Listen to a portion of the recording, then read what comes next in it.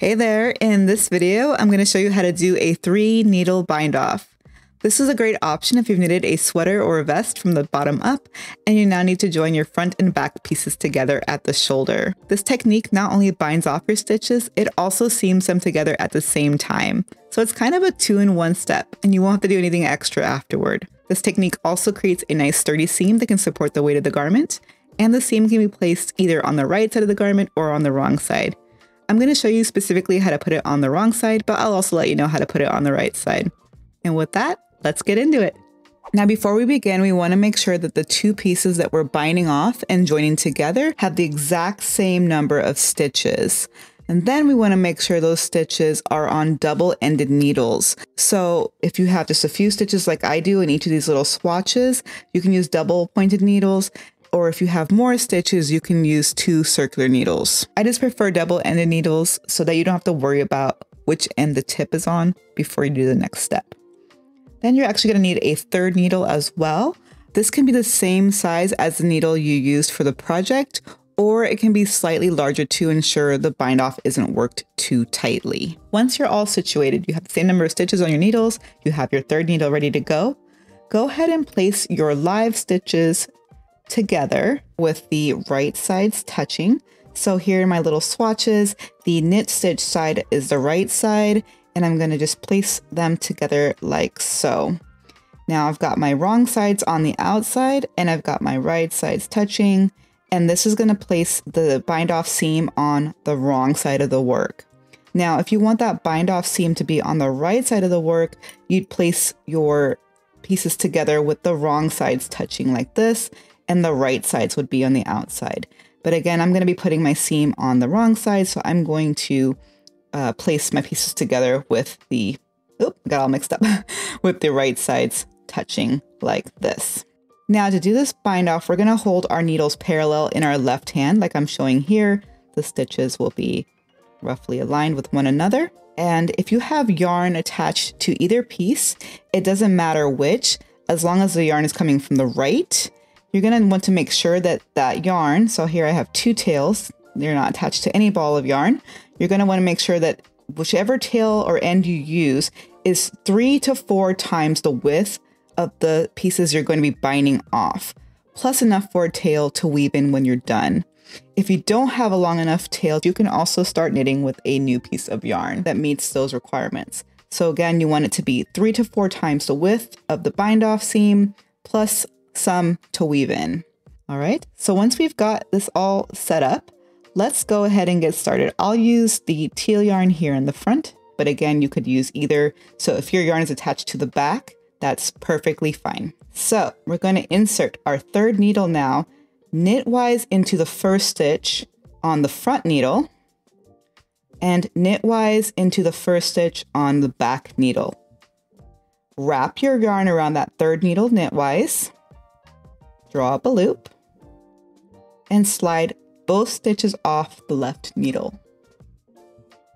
Okay, do that again. Take the 3rd needle, insert it knitwise into the 1st stitch on the front needle, knitwise into the 1st stitch on the back needle, and draw up a loop.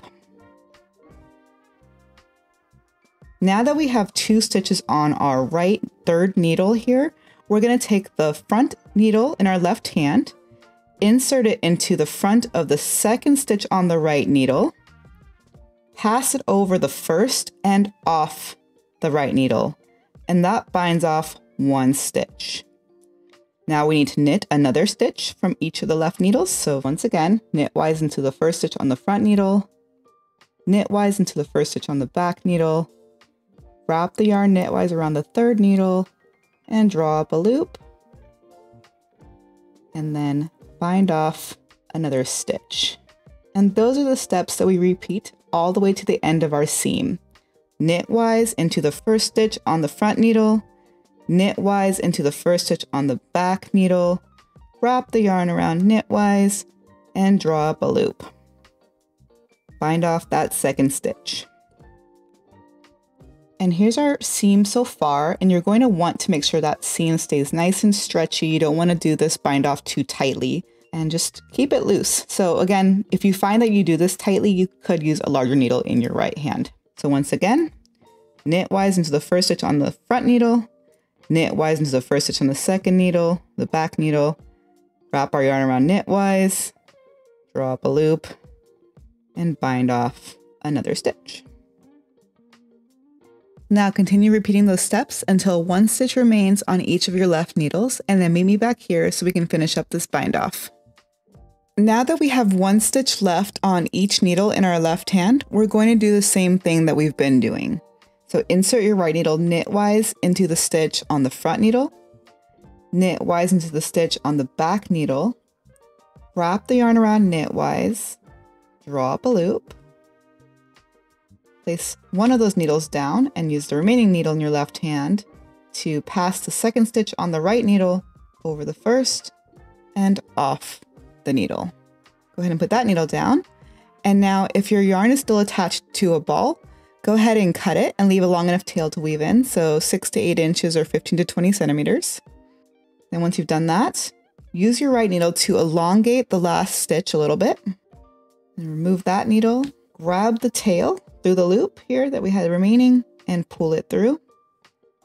And then gently snug that last stitch up. All right. And here is our bind off seam. You can see it looks like a braid, just like a regular bind off edge. And again, that seam or that braid is on the wrong side of our work. If we had held our wrong sides together, that seam would have been on the right side. So here's what this looks like from the right side. You can see it's nice and even. There's no puckering. It's stretchy because we kept it loose, and it looks really good. And that is all there is to it. Now you just weave in your end and you can go forth and enjoy neat shoulder seams. All right, I hope this video was helpful. If it was, be sure to tap the like and subscribe button, and I'll see you again soon. Bye.